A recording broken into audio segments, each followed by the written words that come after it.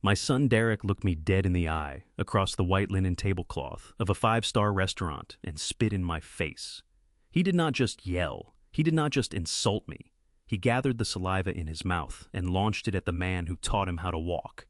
I did not wipe it off. I left it on my cheek heavy warm while the whole restaurant held its breath. I let it dry there, a reminder burned into my skin. My son ceased to exist for me in that moment. He went from flesh and blood to a failed venture I needed to dissolve. I rose from my chair, silent push through the door without a backward glance, and placed one call that would reduce his million-dollar life to wreckage. Welcome back to His Hidden Revenge, the place where the stories that never made the evening news finally get told. If these accounts of quiet strength and long overdue justice mean something to you, a like and a subscription go a long way toward keeping them coming. And before we get started, is this your first time here, or have you been listening for a while? Drop it in the comments. I always read them. One quick note, some elements of this story have been shaped for the telling, and any resemblance to specific real people or events is purely coincidental. What matters is the truth underneath it. I started as a bricklayer and wound up owning the construction firm that raised the very building my son calls home. But to Derek and his wife Celeste, I was never anything more than a walking checkbook in a cheap suit. The night it happened was meant to be a celebration their 10th wedding anniversary. Derek had insisted we meet at the Copper Lantern, the kind of place where a glass of water runs more than I earned per hour when I was 20. I showed up 10 minutes early because that is how I was raised. If you are not early, you are late. I had on my dark gray suit, good wool Italian cut. I bought it in '95 for my wife's funeral and kept it sealed in plastic ever since. It pulled a little across the shoulders now, and the lapels were wider than anything fashionable, but it was clean and pressed sharp. To me, it meant respect. To Celeste, it was an odor she could not tolerate. When the two of them finally swept in 20 minutes late, there was no apology. They entered like royalty receiving their subjects. Derek wore a watch worth as much as a small car. Celeste was draped in gold. I knew for a fact they had no business buying. She air-kissed my cheek and curled her nose. "Oh, Garrett," she said, that high-cutting voice she reserves for cruelty. "You wore that old thing again, mothballs and attic dust. The CEO of Techstar is sitting right at the next table. Do us a favor and keep a low profile." I said nothing. I set my hands flat on the table and kept quiet. These hands are scarred, hammers, saws, decades of work. They are the same hands that wrote the checks for Celeste's nose job and Derek's MBA. She looked at them and kicked Derek under the table. I felt the impact against his shin. She leaned in and whispered, and he snatched the menu from my place setting. "Here, Dad, let me handle the order," Derek said, pitching his voice so the nearby tables could hear every word. "These menus always trip you up, and the print is probably too small for your eyes anyway." "I am not tripped up, Derek," I said quietly. "My vision is perfectly fine without glasses." He paid no attention. He ordered a bottle of wine that cost $350. He ordered the tasting menu for himself and Celeste. Then he waved a thumb in my direction at the waiter. "Bring him the French onion soup and a dinner roll," he said. "Steak gives him trouble these days. Digestion issues. You know how it goes with the elderly." The waiter looked at me with pity. I had no digestion issues whatsoever. I still ate steak 3 times a week, but I understood the game they were running. They wanted me diminished. They wanted me frail. They wanted the confused old man who depended on them to function. I sat there while they worked through their expensive bottle. They never asked how I was holding up. Never asked about my garden or my health. They talked about their trip to Vail. They talked about the new Porsche Derek had his eye on.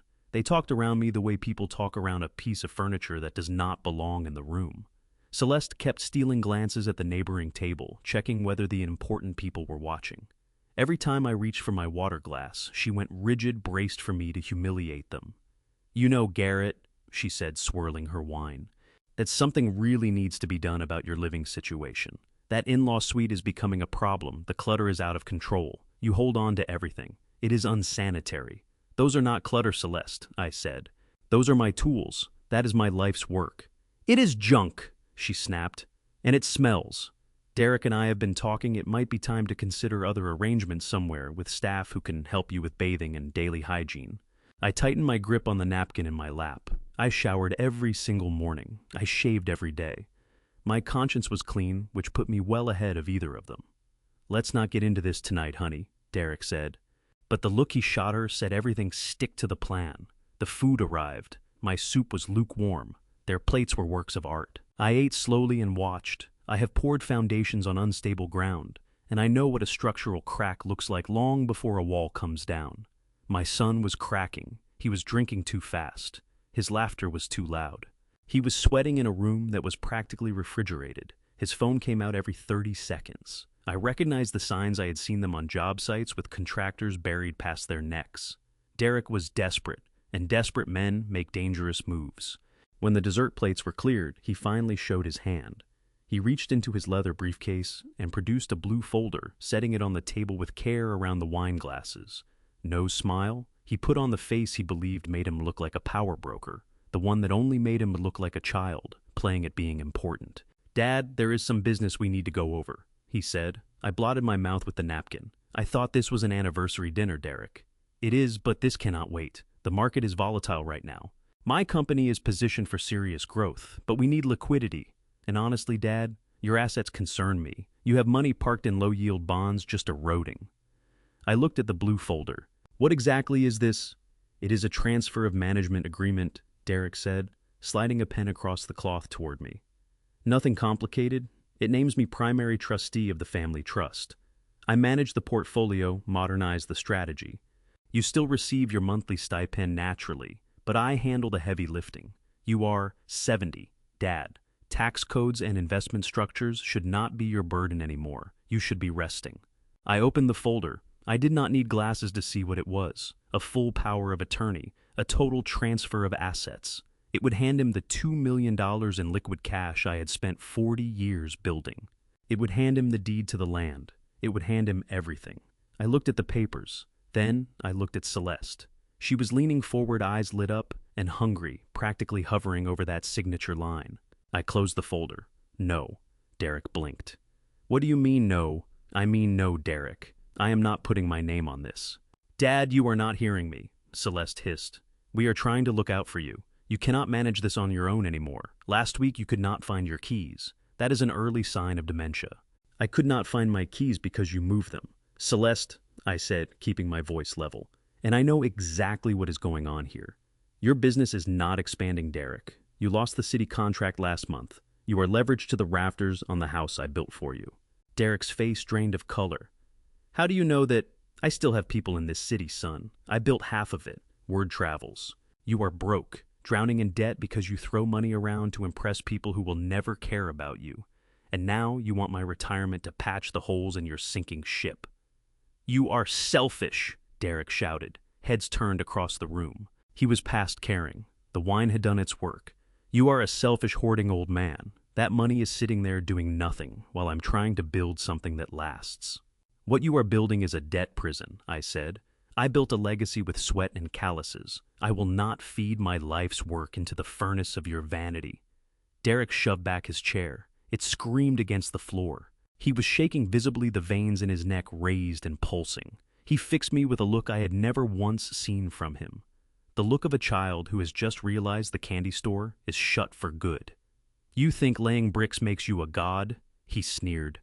"You are nothing. You are a guest under my roof. You are living there out of my charity." "It is not your house, Derek," I said, calm and even. "I paid for the materials. I paid the labor. The deed is in my name," he screamed. He was unraveling completely. Celeste reached for his arm, and he threw her off. He bent across the table until his face was inches from mine. I could smell the fine wine and the raw desperation underneath it. "Sign the papers, old man. Sign them, or so help me God, I will put you out on the street tonight. I will find the worst state-run nursing home in existence and leave you there to rot." I looked him dead in the eye. I did not blink. I did not flinch. No, that was when it happened. A sound rose from his throat, guttural, disgusted. And then he spit. It caught me on the left cheek just below the eye. A glob of white foam and saliva. The restaurant went dead silent. Silverware stopped clinking. The low hum of conversation evaporated. The CEO at the next table dropped his fork. Celeste gasped, but she did not apologize. She did not reach for a napkin. She looked at me, then at Derek, and let a small, cruel smile cross her face that said everything you deserve, that. "Blow it off, Dad," she said, her voice cold. "Sign the papers. Stop making a scene." I sat there for 5 seconds. I felt the wetness against my skin. I felt the heat of it. In those 5 seconds, my entire history with my son played out behind my eyes. I saw myself teaching him to ride a bike. I saw myself buying him his first suit. I saw myself signing the check for his wedding. And then I saw what he was now: a stranger, an enemy. I did not wipe my face. I wanted to hold on to this feeling. I wanted it scorched into my skin so I would never go soft again. I rose slowly. My knees popped, but I stood at my full height. I am 6'2". I still carry the shoulders of a man who hauled concrete blocks for a living. I stood over him. Derek took a step back. Suddenly he looked afraid. He was bracing for me to hit him, expecting the violence of a disciplined child receiving his correction. But I did something far worse. I gave him nothing. I looked at the spit on my cheek. Then I looked at him. "You say that is your house." My voice came out low and gravelly, like a cement mixer turning. "You say I am just a guest." I picked up the blue folder from the table, did not open it, just held it in my hand. "All right, Derek, you win. It is your house." I set the folder back down. "Enjoy it while it lasts." I turned and walked. Behind me I heard Celeste calling out, "Where are you going? Come back here. You cannot walk home from here." I did not look back. I walked past the shocked maitre d'. I pushed through the heavy glass doors into the cool Philadelphia night. The wind came off the street and found the spot on my cheek where my son had marked me. I did not go home. I walked 3 blocks to a convenience store. I bought a prepaid phone. I knew they would pull my location off the old one if I used it. Then I dialed a number I had not touched in 10 years. "Mr. Keefe," I said when the line picked up. "Garrett, is that you? It is 2:00 in the morning." "I know." "Garland, I need you to open the file." "Which file?" "Garrett, the Redwood file. The one we set up once I bought the land for Derek's house." A long silence settled on the line. "Are you sure?" Garrett Keefe asked. "That is the nuclear option. Once we pull that trigger, there is no going back. It will destroy him." I touched my cheek. It was dry now, but I could still feel it. "Pull it," I said. "Start the eviction." "And Garland, yes. Sell it all. Sell the company, sell the land, sell the debt. I want him on the street by Friday." I ended the call. I stood on the corner of Broad Street under the yellow wash of a street lamp, 70 years old, no roof over my head tonight. I had just declared war on my own blood, and for the first time in years, I felt completely and utterly alive. They had written me off as a helpless old man, a senile hoarder they could bully into submission. They had forgotten who I was. I am the man who pours the concrete. I am the man who buries the steel. And come morning, I was going to bury them. It was 3:00 in the morning when I arrived at the iron gates of the estate. I welded those gates with my own hands 10 years ago. I still remember the heat of the torch and the sharp smell of ozone. I made them strong, built to keep the world out and my family safe. Now they were keeping me out. I punched my code into the keypad. Nothing. The red light blinked once. Access denied.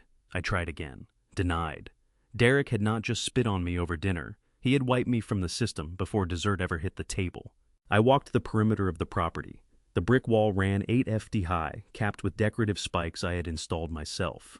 20 years ago, I would have cleared it without spilling a drop from my coffee cup. Now, my joints ached, and the cold Philadelphia wind cut straight through my thin suit jacket. But I am not a man who stops at walls. I built them. I know every weakness they carry. I found the spot near the old oak tree where the mortar had recessed slightly over the years. I jammed the toe of my dress shoe into the gap, destroying the leather. I pulled myself up. My shoulders screamed.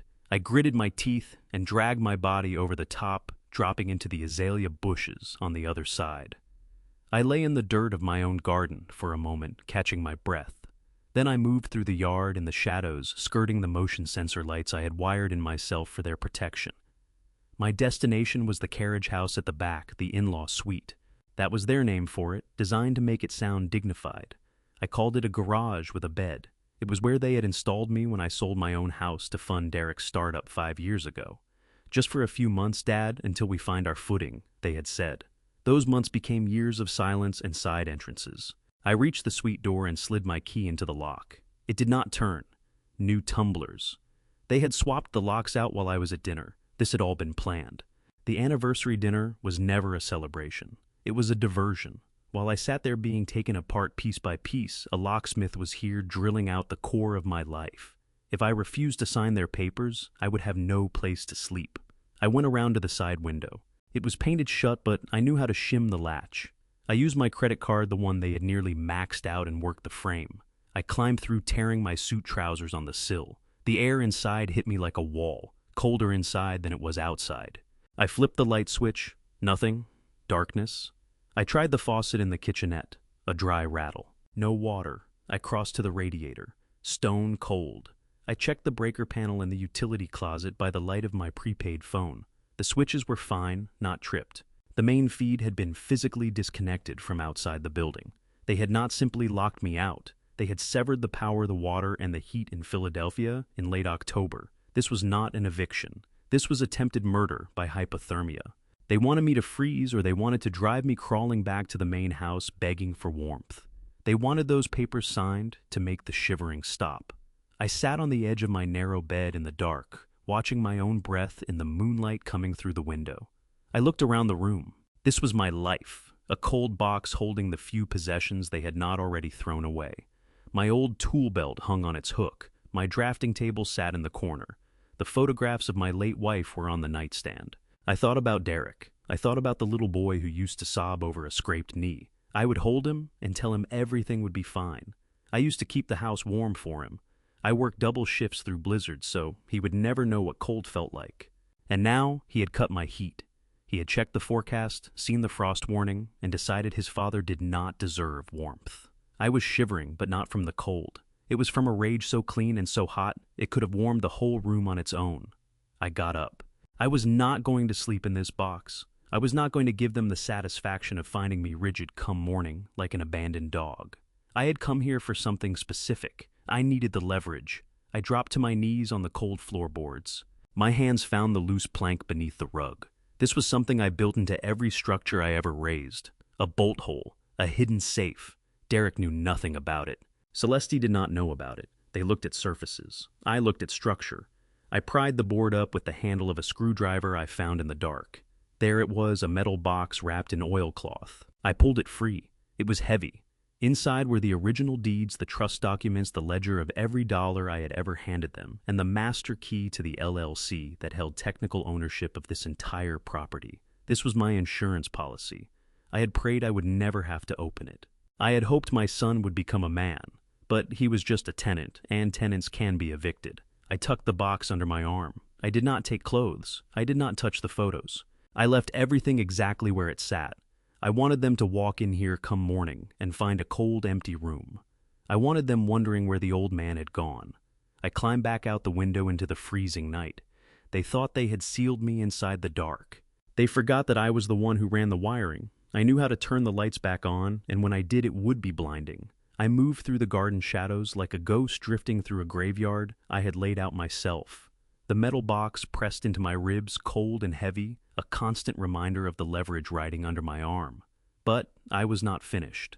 I needed to know the timeline. I needed to understand exactly how much runway I had before they came. I worked my way toward the main house. The library windows were lit, throwing long yellow panels across the frozen lawn. I knew that room. I had framed it. I had fitted the mahogany paneling with my own hands, sanding it until the grain ran smooth as glass. Now it was the war room for my undoing. I crouched beneath the window. Double-pane thermal glass, the kind I had insisted on to hold down the heating bills. It did its job too well. Sound came through muffled and dull. But Celeste has a voice that cuts through insulation like a diamond drill. She was pacing. I tracked her shadow moving back and forth across the lawn. She was on the phone, and she was wound tight. I pressed my ear flat against the brickwork. The surface was rough against my cheek. I remembered laying every one of those bricks. Summer of '98. A brutal stretch, 90 degrees with 90% humidity. I worked shirtless, sweat burning into my eyes, mixing the mortar by hand, because the mixer had seized up, and I would not let the schedule slip. Derek was 10 years old that summer. He sat on a stack of lumber with a juice box watching me work. "Dad, why don't you just hire somebody for that?" he had asked. "Because when you build it yourself, son, you know it will hold," I had told him. "No hollow spots, no shortcuts. It is solid." I pressed my hand against the mortar joint now. Still solid. I had raised this house to be a fortress for my family, built to stand against storms, against cold, against whatever the world threw at them. I never once imagined that one day I would be shivering outside these very walls while the people inside drew up plans to erase me.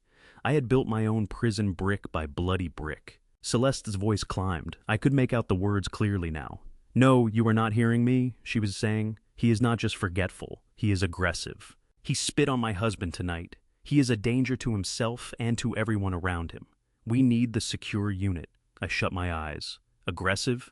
Danger? She was constructing a narrative, shaping a story to justify putting me away, painting me as a violent, senile monster so the disposal would feel righteous. There was a pause while she listened. Then she laughed a dry, brittle sound. "The price. What is the most affordable option you have? A private room is not necessary. A shared ward is perfectly fine. He barely knows where he is half the time anyway. He will not notice the difference. Just make sure it is secure. We cannot have him finding his way back here." Something cracked open in my chest, wider than any foundation fault I had ever seen. She was haggling, bargain hunting for the cheapest way to dispose of her husband's father. I was not even worth a private room. I was debris to be carted to the dump. "Tomorrow morning?" she asked. 8:00 a.m. Perfect. Yes, spring restraints. He is a large man. Construction work. Strong for his age. You may need 2 orderlies. Possibly sedation. Just get him out before the neighbors take notice. 8 a.m. I check my watch. Nearly 4 in the morning. 4 hours. 4 hours before a van rolled to the curb. 4 hours before strangers in white uniforms walked into the home I built and hauled me out in zip ties. 4 hours before, I was absorbed into the system, medicated into silence, locked in a room, with strangers waiting to die while they burned through my savings on vacations and cars. I peered through the gap in the curtains. Derek was sunk into my leather armchair, the one I bought myself when I retired. A glass of whiskey in his hand. He looked pale. He looked sick to his stomach. But he was not stopping her. He was sitting there, letting her make the call, letting her sell his father to the lowest bidder. He stared into the fireplace eyes away from hers, away from the full weight of what he was allowing to happen. I remembered the day we poured this foundation. We buried a time capsule in the wet concrete at the corner footing. It was Derek's idea. He put in a football card and a picture of us at the ballpark. I put in a note. It read, "May this home always be filled with love and integrity." That note was still down there, locked in stone, a lie cemented into the earth beneath their feet. They thought they were disposing of a problem. They thought they were clearing away an obstacle. What they did not understand was that you cannot demolish a man like me. I am structural. I am load-bearing. Cut me out, and the whole thing comes down with me. I stepped back from the window. I had heard everything I needed. I did not need the confirmation number. I did not need to watch them raise a glass to their freedom. I had the timeline. I had the intent. And I had a fire in my gut I had not felt since my early days scrapping for my first contract. I moved back toward the perimeter wall. The wind had risen, driving hard off the water, but I did not feel the cold anymore. My blood was running hot. They wanted a senile old man. They wanted a confused, helpless victim they could lead away quietly. I would not give them that. I would give them a ghost. When those orderlies forced open the door of that guest suite at 8:00 a.m., they would find nothing but cold air and silence. I would already be gone, and by the time they understood what was missing, the demolition would be well underway. I went back over the wall, landing on the sidewalk with a heavy thud. My knees buckled. I pushed myself upright and started moving toward the city lights. I walked with the cadence of a man heading into battle. One foot, then the other. Steady. I was no longer just Garrett the bricklayer. I was no longer just Dad. I was the storm they had never thought to check the forecast for. I was the reckoning. And as I put distance between myself and the house that was no longer my home, I made a vow to the cold night. By sundown tomorrow, that house would not belong to them. It would not belong to me either. It would belong to the consequences of their own greed. I reached into my jacket pocket and closed my fingers around the prepaid phone. One more call before sunrise. It was time to wake the lawyers. Time to fire up the excavators. Time to bury the past. I walked 3 miles to a 24-hour diner on the edge of the industrial district, the kind of place where the coffee tastes like battery acid and the regulars do not ask questions because they are busy running from ghosts of their own. I took the booth in the far back corner, away from the windows. The vinyl seat was split and patched over with silver duct tape. It felt like home. It felt like a job site. I ordered black coffee and set the metal box on the worn Formica tabletop. My hands had a faint tremor, not from the cold, not from fear. It was the adrenaline of a man about to detonate a bridge while he is still standing on it. I unwrapped the oilcloth. The smell of old paper and machine oil rose up and mingled with the scent of frying bacon drifting from the kitchen. Inside were the blueprints of my revenge. I drew the documents out one by one, pressing them flat against the tabletop. First was the land trust agreement number 7163. I remembered the day we put our names to it. Derek was 25, so eager to play the big shot developer that he never bothered reading past the first page. He signed wherever the lawyer pointed his eyes, sliding right over the clause that named me as the holder of the power of direction. He believed he owned the land. What he failed to grasp was that in the eyes of the law, he was nothing more than a glorified squatter living on my goodwill. Next came the operating agreement for Redwood Holdings, LLC, the shell company that held technical title to the house, the cars, and the accounts. I dragged my thumb across the signature line. There it was, Garrett R. Holt, manager, sole member. Derek had CEO printed on his business cards. I had the legal authority to fire him into the sun. Last and out of the box was the corporate seal, a heavy steel embosser. I pressed it once, the sound sharp and final, like a shotgun being racked. That stamp had the power to validate the transfer of every single asset. With it in my hand, I could sell the ground from under his feet before he opened his eyes to brush his teeth. I checked my watch. 4:15 in the morning. The city was asleep. Derek was asleep, likely dreaming about the nursing home where he planned to shelve me. Celeste was asleep, probably already redecorating my room in her mind. I fished the prepaid phone from my jacket pocket and dialed the number I had kept memorized for a decade. 4 rings. Garland here. The voice was gravelly, thick with sleep, but sharp underneath it. He was the kind of lawyer who never fully went under. "It is Garrett," I said. "Garrett, I haven't heard from you since the lake house closing. What time is it?" "Time to work, Garland. I need you out of bed. I need you at your office." A pause. The rustle of sheets, the click of a lamp. "Is this about the trust?" "Yes. I have the documents in front of me. I am invoking Article 7, Section 3. Keefe let out a low whistle. Section 3, the scorched earth clause. Garrett, that strips the beneficiary of every right and reverts all assets to the grantor immediately. You only built that clause in for gross misconduct or criminal behavior. Is spitting in my face criminal behavior, Garland? Is cutting the heat to my room and freezing temperatures criminal behavior? Is conspiring to have me committed to a state facility against my will gross misconduct?" The line held silence for 10 full seconds. When Keefe spoke again, the sleep had left his voice entirely. In its place was the cold, precise focus of a man who smells blood in the water. "Start talking, Garrett. Give me everything." I gave it to him. The dinner, the spit, the changed locks, the severed heat, the phone call to the orderlies. I kept my voice flat and level, no tears. I laid out the facts like a materials list for a job: 2 tons of concrete, 500 pounds of rebar, one son who had gone over to the other side. When I finished, Keefe exhaled slowly. "All right, Garrett, we have grounds, more than grounds. We have a war crime, but hear me out on what comes next. If we file the revocation of beneficial interest and the eviction notice at the same time, we freeze everything: his bank accounts, his credit cards, the locks on the house." "Do it," I said. "And the sale. You said you want to sell. I want the land gone, Garland. I do not care about the price. I want a cash buyer. I want a fast close. I want it off the books by noon. You know the kind of buyer who moves that fast. Garrett Waste Management outfits. Heavy industry. People who want to pave over a mansion and put in a parking lot or a dump." "Perfect," I said. "Sell it to the garbage men. Seems appropriate given what is currently living inside the house. I can get the paperwork filed electronically when the courts open at 8. But I need the seal, Garrett.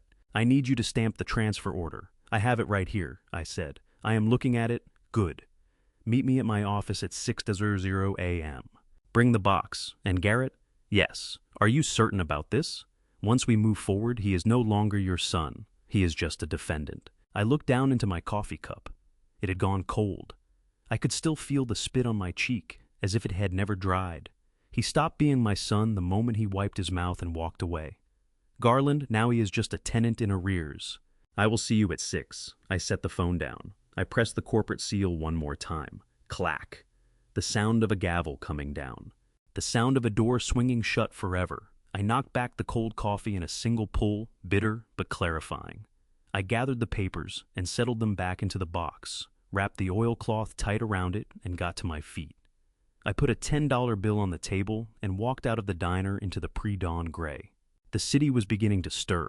Delivery trucks grumbled down the block. The world was shaking itself awake, and in a few hours my son would be waking up too, but not in his $1 million bedroom.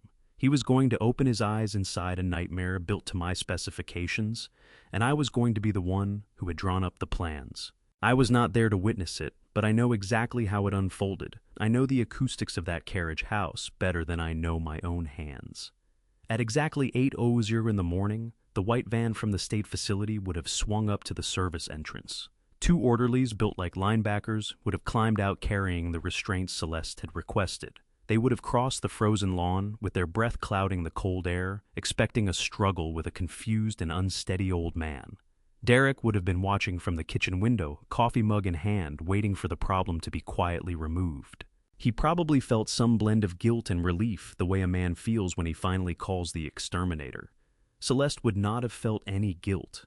She would have been measuring my room in her head, figuring out where the yoga mats would go. The orderlies knocked once, I imagine. A courtesy knock. When silence answered them, they would have used the master key Derek had provided, but the key would not have worked because I had jammed the lock mechanism from the inside before I went out the window. My little farewell gift. One last act of defiance before I vanished. They would have kicked the door in.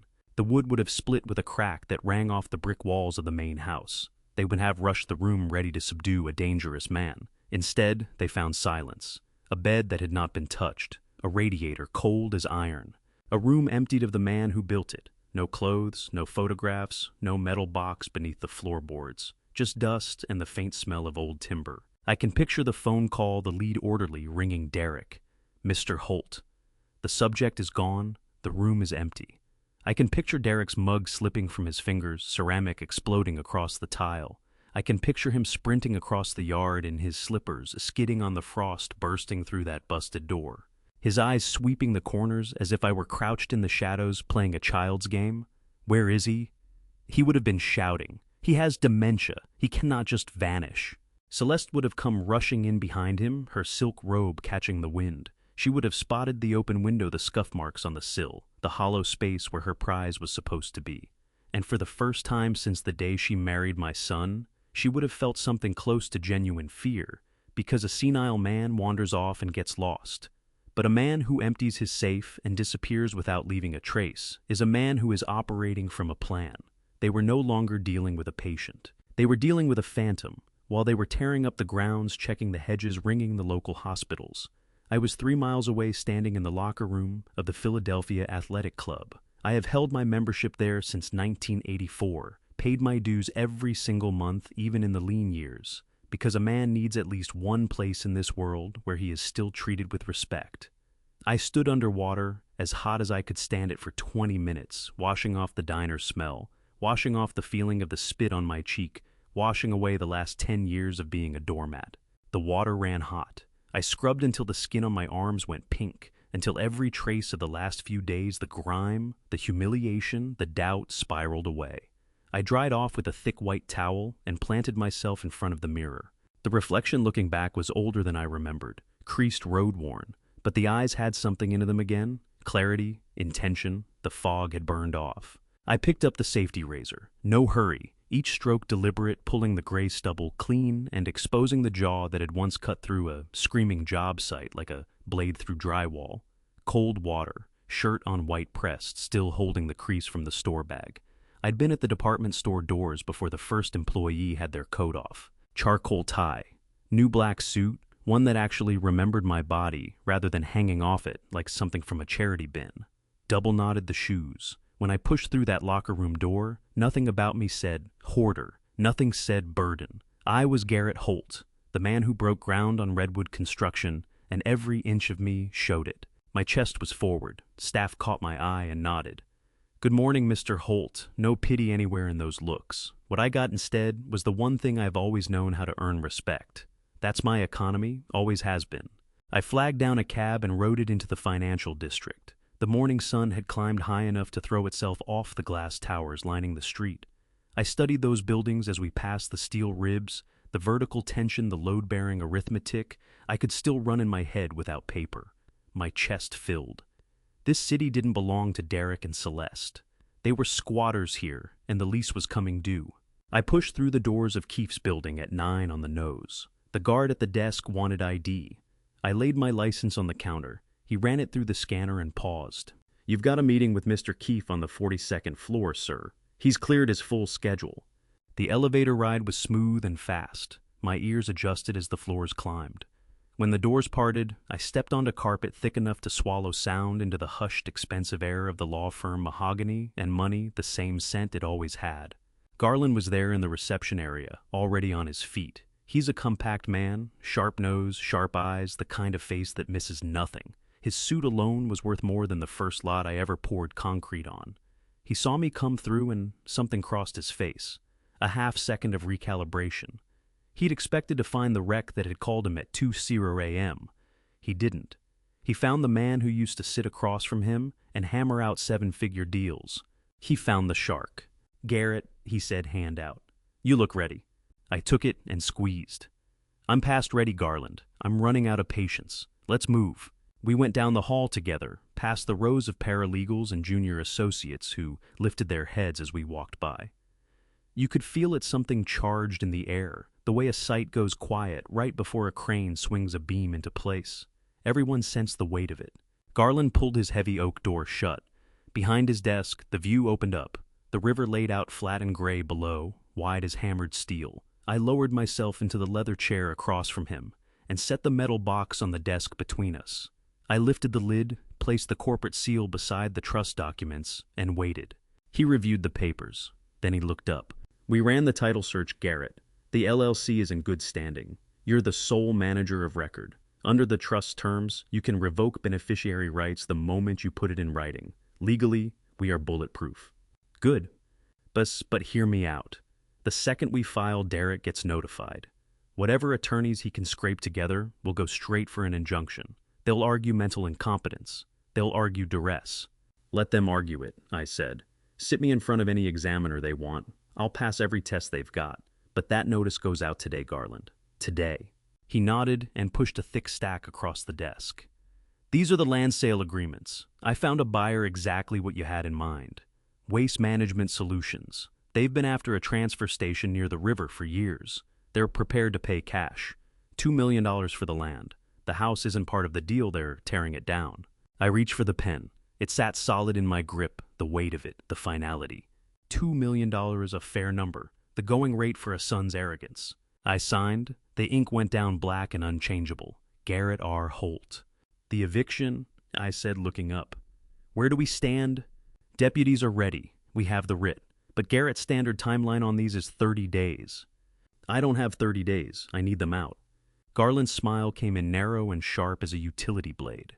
"Since the property is going to an industrial buyer for immediate demolition, we can pursue an emergency vacate order. Hazardous condition structure deemed unsafe." "Is it unsafe?" "It will be," he said, "the moment the bulldozers arrive." "Perfect." My phone went off. I pulled it from my jacket, a text from Derek. "Dad, please pick up. We are so worried. The police are coming to look for you." I turned the screen toward Garland without a word. "They've filed a missing persons report," I said. "They're building a story, confused old man wandering off. That's their play." Garland was already lifting his desk phone. "I'll reach the precinct captain directly. I'll advise him that his missing person is seated in my office, fully competent in the process of liquidating his own assets." He set the receiver down and held my eye. "One more thing, Garrett. We ran a background check on your son, due diligence." I leaned in. "What did you find?" He opened a folder. The expression on his face said the news wasn't good before a single word left his mouth. "It's worse than broke. He's in genuine danger, real trouble." "Tell me." He slid a photograph across the desk. Grainy surveillance quality. Derek mid-handshake with a man I placed immediately a face from the old days. A man whose name you did not say out loud on a construction site unless you wanted your equipment to catch fire. "Your son borrowed money from the Fiore family," Garland said, keeping his voice down. $500,000. He's 3 months behind on the VIG. I kept my eyes on the photo. My son, the MBA, the genius, the visionary, had gone crawling to loan sharks to keep his lifestyle propped up. Borrowed against a future he was certain I would hand him. "He told them he was good for it," Garland continued. "Said he had a wealthy father who wasn't long for this world. He offered the house as collateral. Something came out of me then. Not a real laugh, more like air escaping a punctured line. He put up a house he doesn't own to secure a debt he can't repay. Exactly. The moment we record the sale today, the moment that ownership transfer becomes public record, those men are going to learn their collateral doesn't exist anymore, and then they'll go looking for him. I turned toward the window. The river sat cold and gray below. Something old stirred in me, the reflex to shield, to step in front of it to make the problem go away before it reached my son's door. Then the ghost of it hit me, that feeling on my cheek, warm and wet. The spit. "Let them come," I said. "Garrett," Garland's voice dropped. "These are not people you send a strongly worded letter to. I know exactly who they are. I did business with their fathers back in the 80s. I understand their methods. So you're going to stand aside and let him fall." I got to my feet, buttoned the jacket slowly, ran my palms down the lapels of the new suit. "I'm not letting him fall, Garland. I'm refusing to catch him. Those are two entirely different things." I pocketed the corporate seal. "File the papers, sell the land, call the sheriff." I moved toward the door. "Where are you headed?" "Then out to the property," I said. "I intend to be standing there when the deputies deliver that notice. I want to watch Derek's face the moment he understands the owner of that land has come to reclaim it." I put my hand on the doorframe, "and I want to personally direct the demolition crew to the right spot." Behind me, I heard Garland open a desk drawer. What he pulled out and placed on the mahogany was not a manila folder. It was black, thick. It landed with a dull, dense thud, the sound a shovel makes when the first load of dirt drops onto a coffin lid. I turned around and looked at it. Before Garland said a single word, I understood. Whatever was inside of that folder was the complete post-mortem of my family, every wound laid open, every bone counted. "You need to see how it was built," Garland said, quiet, flat, all the feeling engineered out of his voice. "This isn't reckless spending. It isn't a gambling problem that got out of hand. Your son isn't running a business, Garrett." He opened the cover. "He's running a con." Bank statements covered the desk.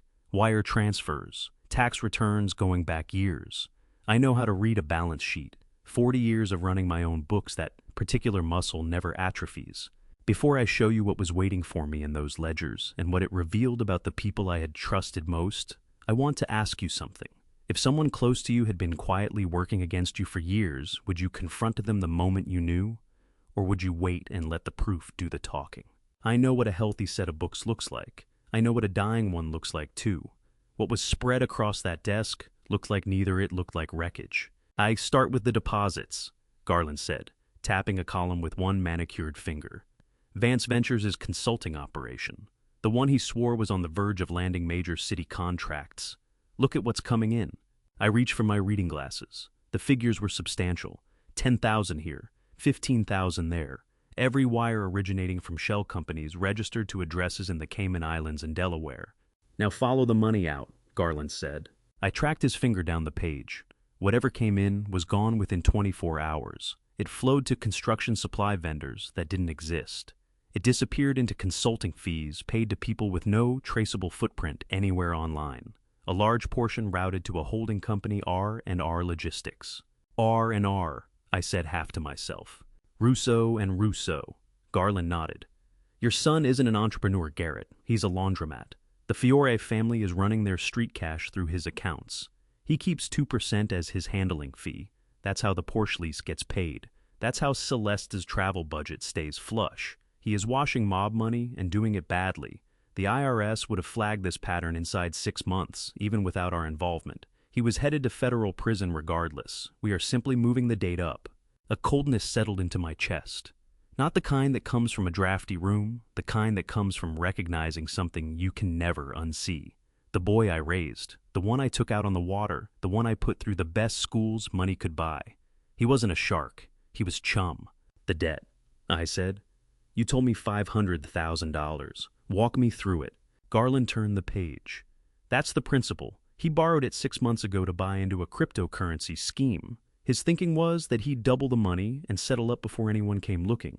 He lost every cent in 3 days." He paused. "Now he's just paying the vigorish. The interest $10,000 a week to keep himself in one piece. And he's 3 weeks behind." I stared at those numbers. Black ink on white paper, but it read like a wound. My son had hawked his soul for a get-rich scheme that collapsed on impact. He'd used my name, my reputation, my property as leverage while he played at being a gangster. There's more, Garland said. His voice shifted, something careful in it now. This next part is harder. I wouldn't have thought that was possible. I was wrong. He pulled out a second stack surveillance photographs, shot through a telephoto lens, high resolution, despite the distance. Grainy, but unmistakable. The first one showed Celeste, red dress. I recognized it because I paid for it. She was standing on the sidewalk in front of the Bellevue Hotel in downtown Philadelphia. She wasn't alone. The man beside her was tall, silver-haired, dressed in the kind of suit that announces itself before you're close enough to shake hands. His hand rested at the small of her back, not casually, familiarly. I leaned in. I knew the face. Dalton, a developer. The man who'd beaten Derek on the riverfront contract the previous year. The man Derek despised more than anyone, breathing the one he'd called a snake, a thief, a fraud, across half a dozen dinners while I sat there listening. Derek had burned real hatred on this man, and here was Celeste kissing him. The next photograph, the two of them at the hotel bar, mid-laugh Celeste with a champagne flute in hand. She looked radiant. She looked like a woman with absolutely nothing weighing on her. Garland slid a printed transcript across the desk. "We pulled her text messages," he said. "A contact at the telecom provider. Not courtroom material, but you need to read it." I picked up the page. My hands weren't shaking. The shock had already done its work and burned down to cinders. Message from Celeste to Dalton. "The old man is still breathing. It is taking too long. Derek is useless. He is falling apart. As soon as the transfer goes through, I am filing for divorce. I will take my half, and we can finally go to Italy." Message from Dalton. "Just keep him calm, baby. Get the signature. Once the funds clear, we will leave them both in the dust." I read it a second time. The old man. That was me. Useless. That was Derek. She wasn't just betraying her husband. She was operating him, using him as a tool to reach my money, and the moment the job was done, she'd walk away and leave him buried in the rubble. She knew about the debt. She knew about the mob connections. She had already packed her bags in her head while he was still trying to hold things together. She had built her exit on the bones of my son's collapse.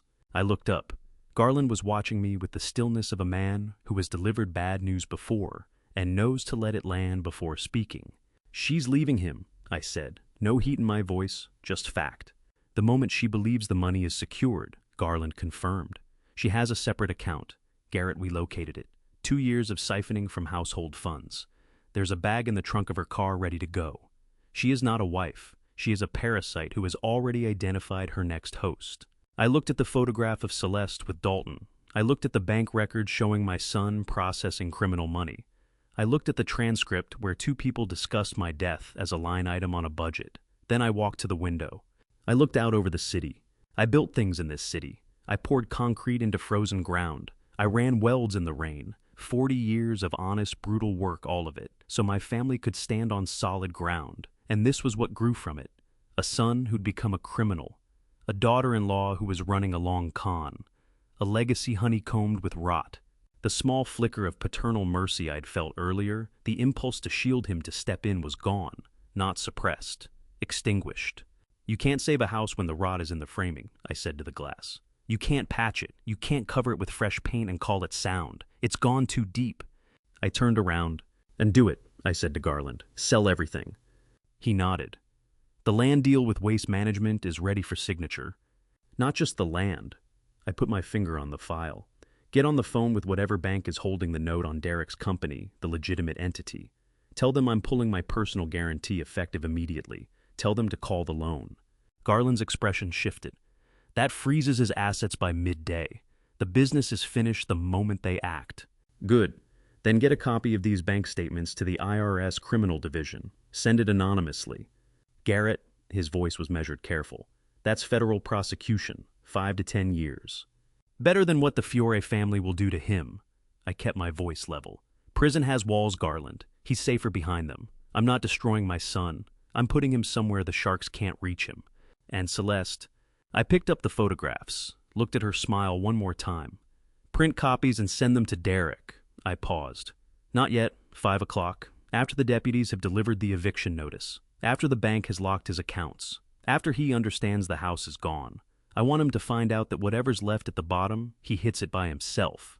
Garland exhaled a long, slow breath he seemed to have been holding since I walked in. "This is biblical Garrett. It's business," I said. "I'm liquidating a failed investment." I walked back to the desk, picked up the black folder, closed it. The sound it made was quieter this time. Not a thud, just a soft close. The end of a chapter. Get the broker on the line. I want written confirmation of the wire transfer in my hand before lunch. Demolition crew on site by 2. The signage up on the property by 3. Garland reached for the phone, then stopped. "Garrett, what about you? What are you doing while all of this comes down?" I buttoned my jacket, checked my watch. 10 in the morning? "I'm going to get a sandwich," I said. "And then I'm going to go watch the show." I moved toward the door. "I paid for the whole production, Garland. I intend to have a front row seat." I walked out, didn't look back, rode the elevator down, and stepped out onto the street. The sun was out. The air carried a bite to it. Around me, the city moved at its usual pace, people threading through each other, heads down running the calculations of ordinary life. They had no idea that somewhere across town, a storm was about to make landfall. They had no idea they were passing a man who had just signed off on the demolition of his own bloodline. I felt light, hollowed out but clean, like a site that's been cleared down to grade. The rot had been cut away. What was left would scar, but scars mean the tissue held. I stepped to the curb and raised my hand for a cab. "Take me to the river," I told the driver. I needed to see something that kept moving water that didn't stop for anything that found its way around every obstacle. Something like me. At 11 o'clock, sharp, the heavy oak doors of the conference room swung open.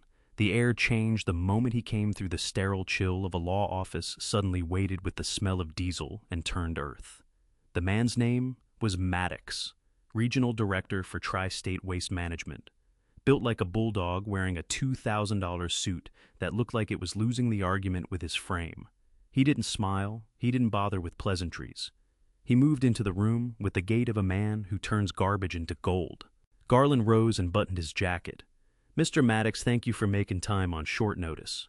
Maddox grunted, shook Garland's hand. Then he turned to me. His grip was sandpaper wrapped around a vise. He clocked my hands, saw the calluses, saw the old scars, and gave one slow nod. One working man acknowledging another.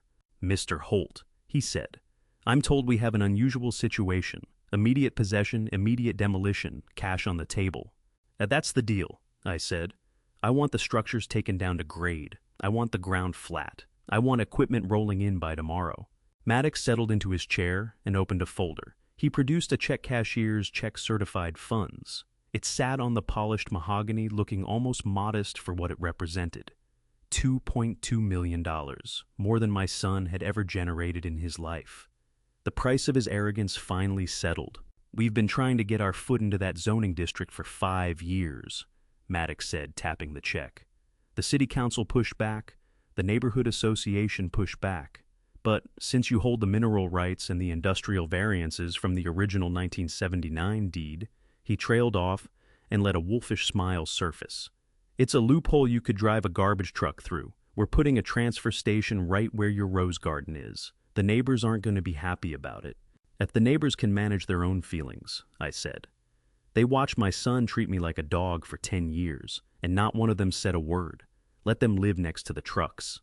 Garland slid the deed across the table. The original, the one I'd kept sealed in that metal box under the floorboards for decades. The edges had gone yellow. Every crease in that paper was a weekend I hadn't taken off a college fund I never rated for myself, a sacrifice that had no name on the balance sheet. I reached for the pen, a cross pen solid in my grip. I looked at the signature line, Grantor Garrett R. Holt. For a moment, my hand stayed above the paper. The Christmas mornings came to me, the height chart penciled on the kitchen pantry door, measuring Derek year by year, from toddler to man. I was about to strike through the physical proof that any of it had ever existed. Then I felt the cold radiator, the locksmith drilling out the lock, the quiet conversation about the cheapest nursing home bed available. I set pen to paper. The ink ran smooth and dark. I signed without shaking, without pausing. With that stroke, the house stopped being a home. It became an industrial asset, property of the Waste Management Corporation. Maddox countersigned. He pushed the check across to me. "Done. My crews are staged 3 blocks out. We have the permits. We have the demolition order. The moment the sheriff clears the structure, we start swinging." Garland picked up his phone, dialed, and put it on speaker. "Sheriff's dispatch. This is Attorney Garland representing the new owners of 814 Ridgemont Court. We hold a writ of immediate possession and an emergency vacate order on the grounds of hazardous structural conditions pending demolition. We're requesting a civil standby for the removal of occupants. Keys clicking on the other end. Roger that, counselor. We have units nearby, 20 minutes out. Are the occupants likely to be hostile? I leaned toward the phone. They will be, I said. Count on it. Copy. We'll dispatch 2 units. Garland ended the call and looked at me. The wire transfer for the business accounts has cleared Garrett. The bank called the loan on Derek's company 10 minutes ago.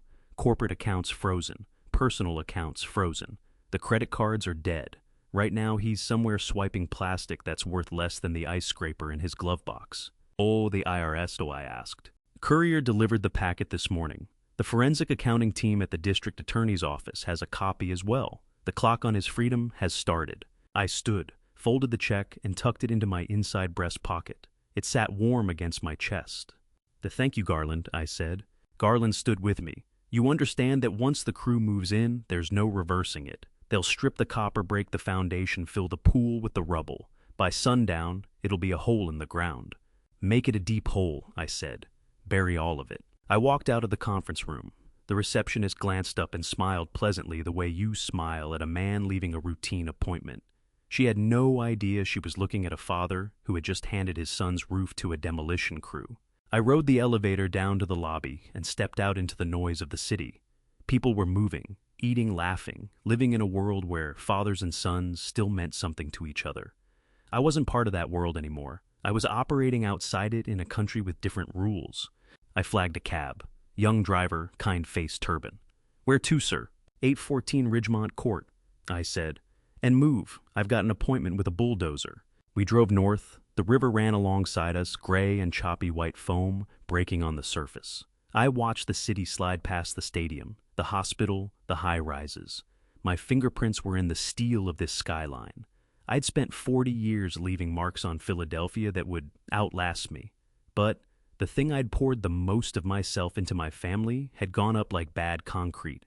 I'd mixed it wrong, used love where I should have used limits, used generosity where I needed to hold the line. The structure failed because I let it. Now I was bringing in the wrecking ball.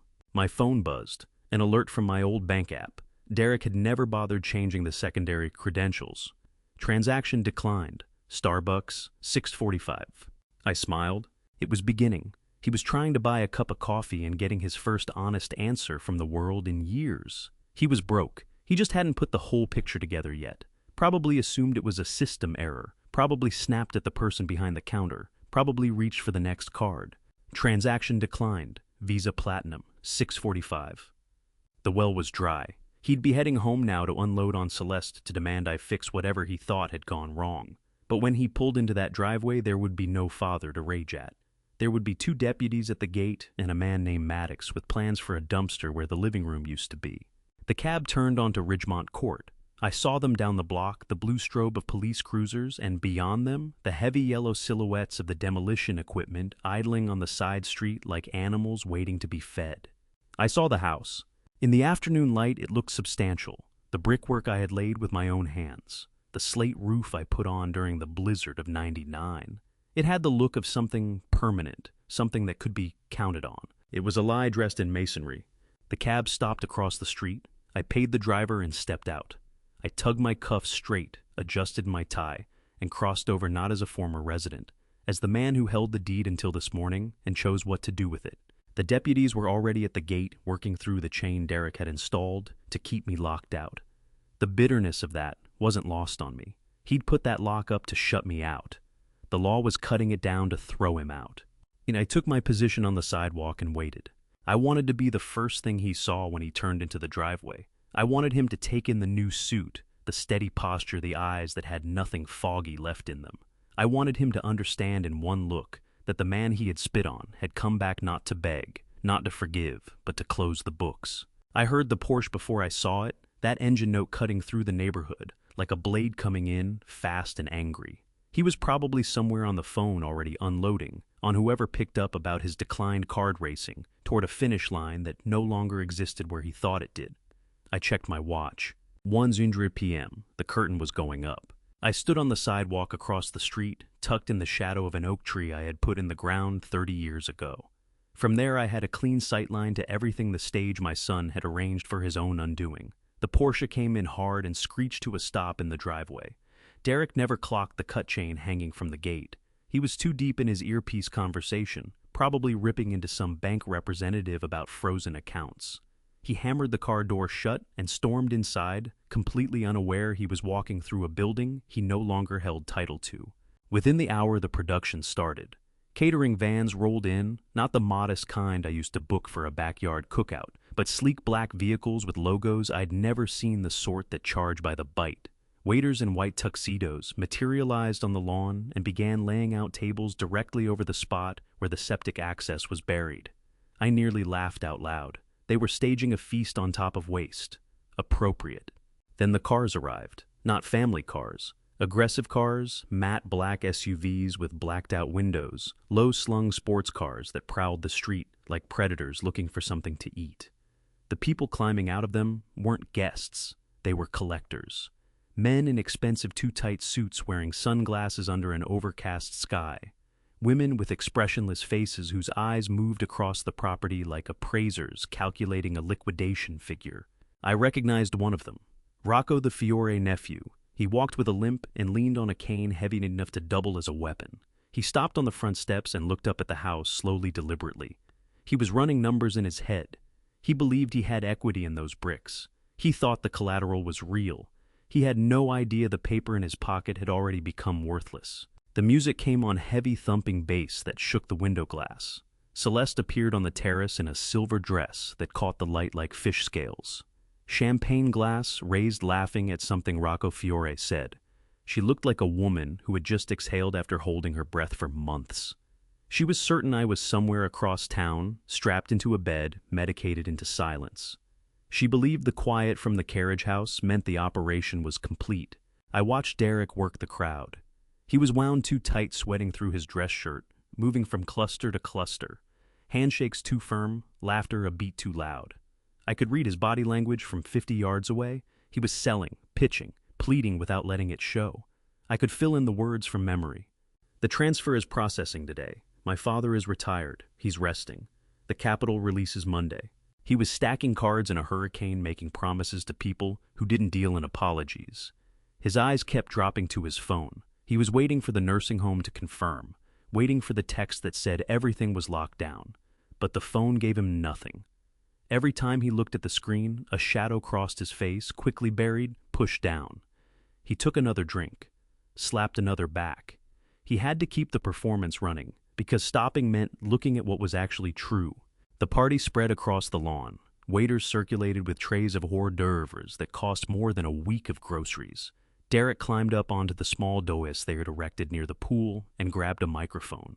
The feedback shrieked through the air. "Welcome, everyone," he called out, his voice carrying a hairline crack in it. "Thank you all for being here on short notice. Today marks a new chapter, a new era for Vance Ventures." The crowd offered polite applause. The eyes behind it were cold. These people weren't there to celebrate anything. They were there to collect. Rocco leaned on his cane, studying Derek the way a butcher studies an animal before the first cut. "My father," Derek continued, gesturing vaguely in the direction of the carriage house, "has decided to step back. He's passed the torch. For health reasons, he couldn't join us tonight, but he sends his full blessing. He knows the legacy is in capable hands." My fists tightened inside my pockets. His blessing. He had taken my money. He had tried to take my freedom. Now he was borrowing my name to buy himself another hour with the sharks circling him. Rocco raised his glass. "To the money." Not a toast, a demand. Deep, graveled, unmistakable. Everyone drank. Derek drained his glass in one motion. The alcohol and the adrenaline of the lie steadied him for a moment. He surveyed his kingdom, the trimmed lawn, the sparkling pool, the brick facade. He looked like a man who believed he had won. He didn't see the two sheriff's cruisers easing around the corner at the end of the block, lights silently strobing. He didn't see the massive yellow excavator grinding down the street behind them, its treads tearing at the asphalt, the steel bucket catching the afternoon light like the jaw of something built to destroy. He didn't see the white pickup truck bearing the Tri-State Waste Management logo pulling to the curb. And he certainly didn't see me stepping off the sidewalk, straightening my tie, and walking through the open gate. The music kept going, the champagne kept moving, but something changed at the edges. A few guests near the entrance stopped mid-sentence. They looked at the police vehicles. They looked at the heavy machinery sitting at the street blocking the lane. The silence spread inward from the gate like a wave rolling across the crowd toward the pool. Derek was still on the dais pouring himself another drink.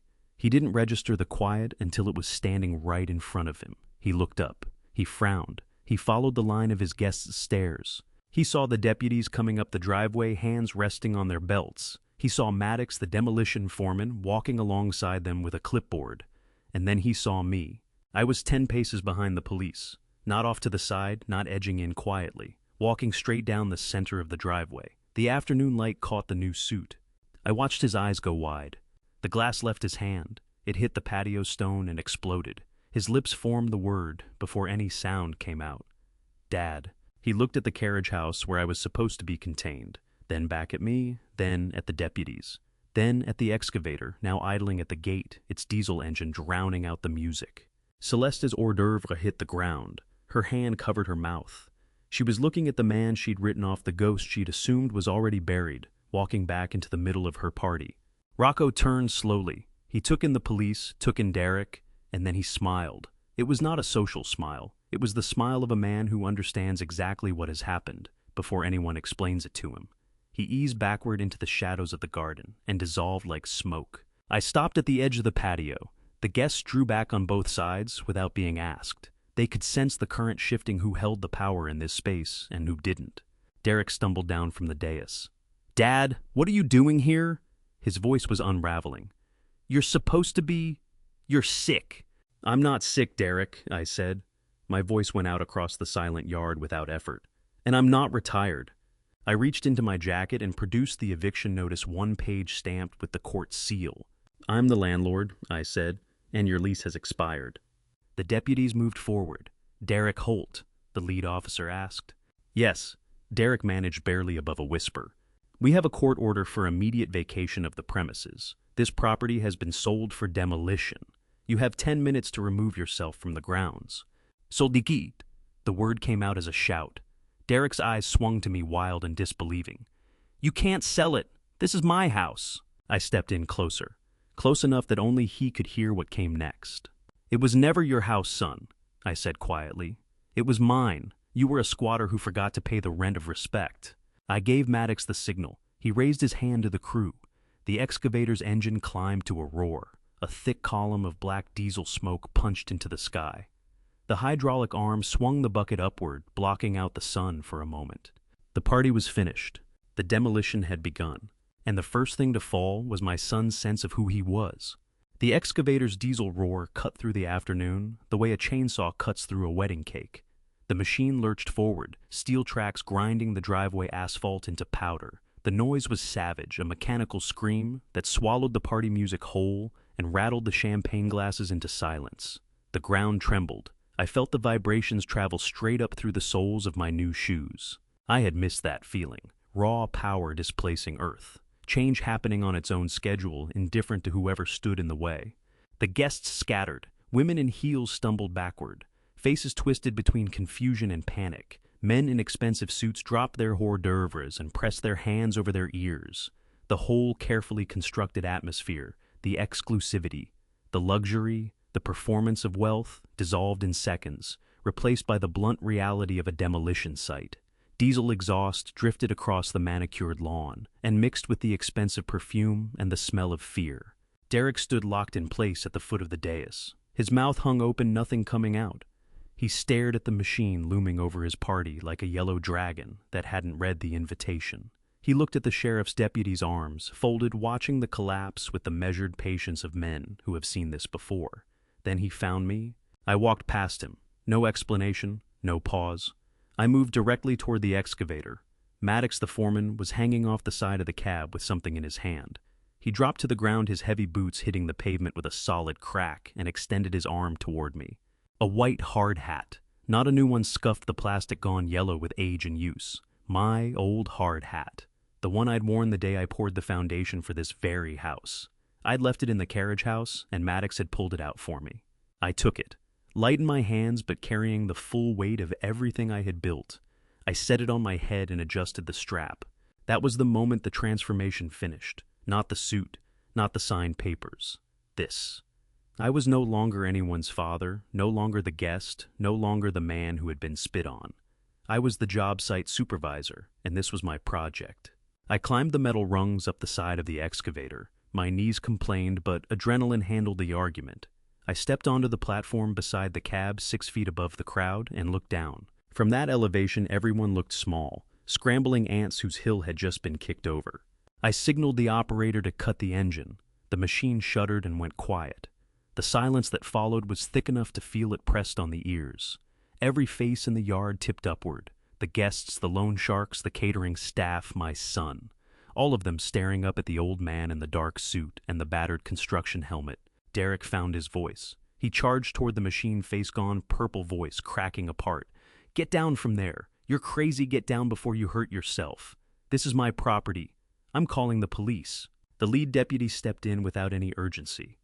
"We're already here, Mr. Holt," he said, his voice carrying calmly across the yard. "And according to the paperwork I'm holding, this is not your property." Derek spun around wild-eyed. "He's lying. He's senile. He tricked you. I have the deed. It's in the trust."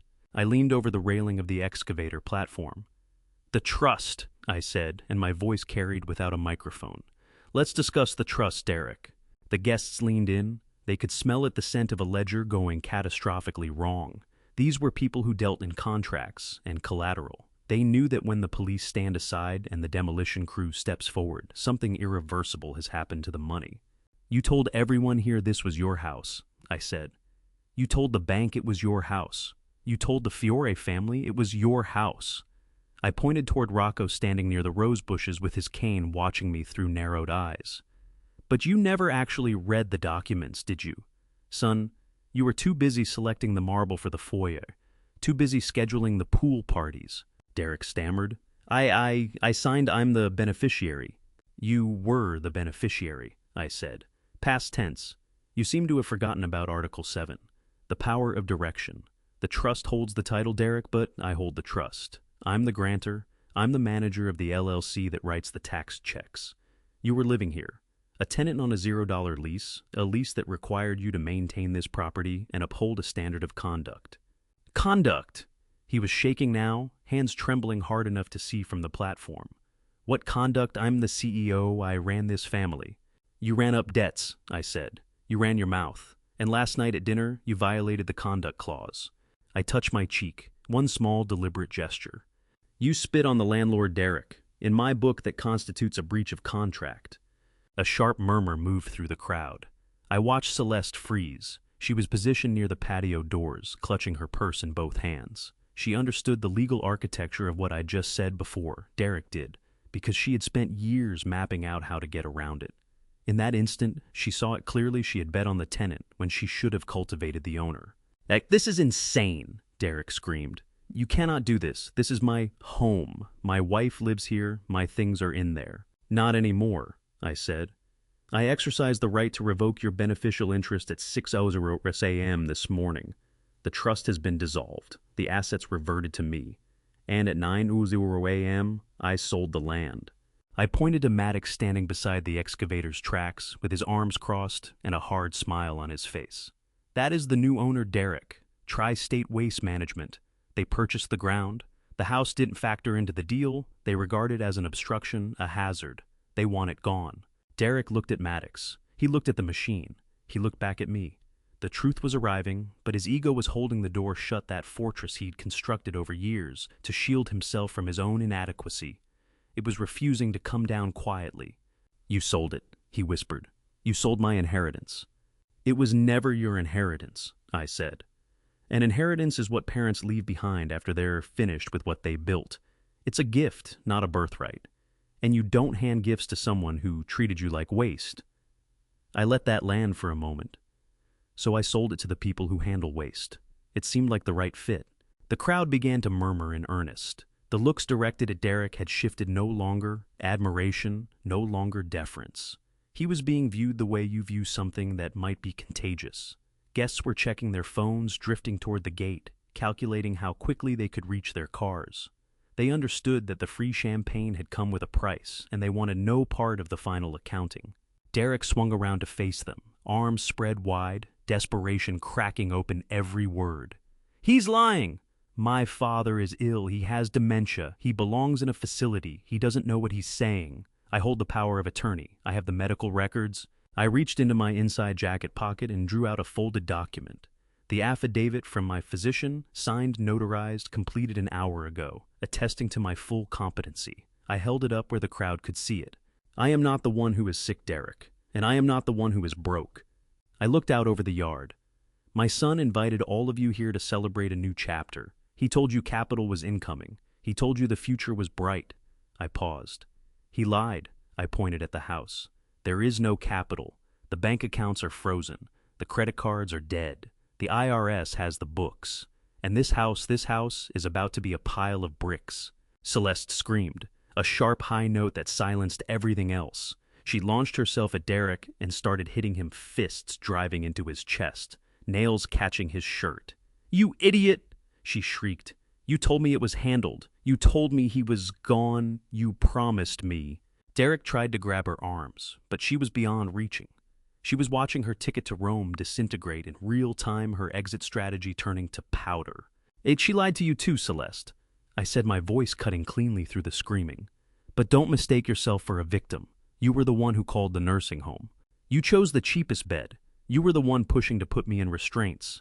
I held her gaze from above. She quit swinging at Derek and tilted her face up toward me, mascara cutting dark lines through her foundation. "So, pick up your purse, Celeste. Whatever fits in your arms, take it now, because this excavator punches through the front door in 5 minutes, and everything left inside goes straight to the landfill." The deputies moved up then. The lead one turned to face the crowd. "Ladies and gentlemen," he said loud and flat, "this site is now an active demolition zone. It is not safe to be here. Everyone clears out immediately. Get your cars off the property and onto the street. Anyone still into that driveway gets towed." The fear hit the crowd like a current. Not quite a stampede, but not far off either. All those polished, well-dressed people fell apart at the seams. They sprinted for the Porsches and the Mercedes. Engines fired. Rubber screamed against asphalt. Not one of them looked back at Derek. Nobody offered a word of thanks for the evening. They evacuated like the building was on fire, each one racing the next to put distance between themselves and this mess. Derek was left standing alone on the driveway, an island in the chaos. Celeste had bolted inside after her jewelry box, no doubt racing the wrecking ball to the master suite. Derek looked gutted. He had the look of a kid who turns around in a store aisle and realizes his mother is gone. He stared up at me, still high on the machine. "Dad," he said.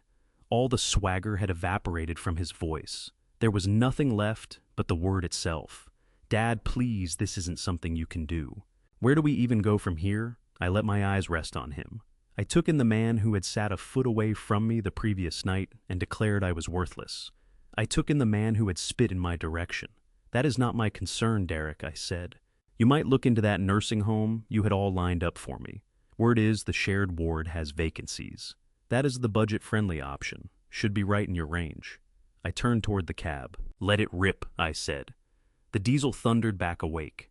A fat column of black smoke punched up into the clear blue sky. The operator worked the controls. The hydraulic arm rose. The bucket drew itself closed like a clenched hand. Derek lurched backward, his feet tangled under him, and he went down hard on the lawn. He scrambled on all fours, unable to take his eyes off those steel teeth coming toward him. "Wait," he shrieked. "Wait, my watch the collection." I caught Maddox's eye. Maddox raised the whistle and blew. "Zone is clear," he called out. "Coming down in 3-1. The operator threw the arm around. The machine spun on its tracks. That steel bucket drove straight into the brick pillar anchoring the front gate. The ornate ironwork bent like a pipe cleaner. The brick detonated outward, blasting the driveway with rubble and powder. That was the opening hit, the first measure of what would become a full demolition symphony. "Get him off this property," I barked at the deputies, jabbing a finger at Derek. 2 of them locked onto his arms. He fought and hollered and dug his heels in, but they pulled him all the way back to the street. He held no deed anymore. He was a trespasser now, nothing more than an obstacle. I kept my position up on the machine, feeling each shockwave move through me. I watched Celeste burst through the front door, with a Gucci bag under one arm and a jewelry box tucked against her chest, shrieking as the cloud of pulverized brick rolled across her. No sadness rose in me, no second guessing, only the clean, solid feeling of a task being properly completed. I was dismantling it all, undoing the blunder I had spent years constructing, taking back the raw material of the life I had built. One last look at the house. It rose there against the sky, still dignified, still unaware that everything holding it upright was about to be reduced to rubble. "Take the roof off," I told the operator. "Let some light get in." The arm swung wide, and the real work began.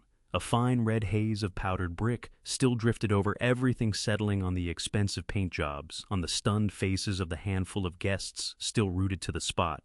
After the first crash, the air went heavy, with a silence cut only by the slow hydraulic wheeze of the arm pulling back, and the ragged, broken sobbing coming from my daughter-in-law. Celeste had planted herself at the edge of the police cordon, fingers wrapped tight around the yellow caution tape the deputies were running across the drive. She looked like someone watching a ship go to the bottom, while understanding too late that her life jacket was still down in the stateroom. Her screams were not about her husband, not her marriage, not her future. She was screaming for her wardrobe. "My bags!" she shrieked, her voice tearing through the afternoon. "My Birkins, my jewelry. You have no right to destroy them. Everything's in the master suite. Let me through." She lunged for the gap under the tape. A deputy snagged her by the arm, a broad, solid man, whose expression had been set in stone long before this afternoon, a man with zero tolerance for hysterics. "Ma'am, step back," he said, voice flat and final. "This structure has been condemned. Nobody goes in." "You have no idea," she screamed at him, fingers raking his sleeve. "There is 50 thallises worth of handbags in that house. My grandmother's pearls are in there, my entire shoe collection." "All of that is debris now, ma'am," the deputy said, walking her back toward the road. "This site is not safe. The order to demolish is in effect right now. Everything remaining inside is classified as hazardous waste. Hazardous waste." Sitting in the excavator's cab, I felt a thin, cold smile settle across my face, because that was precisely what it was. Hazardous, purchased with money that had never been clean, funded through my son's laundering operation, built on what was stripped from my retirement. Toxic assets, every last piece, and in a short while, they would all be under concrete. Derek had sunk down onto the curb face, buried in both hands. He sat there watching his wife battle for a handbag, while his whole world came apart around him. He raised his eyes to mine. His face was a map of dust and dried tears. He stared at the house. He stared at the raw wound in the facade where the gate once stood. Then his focus shifted past the deputies, past the tape out to the street.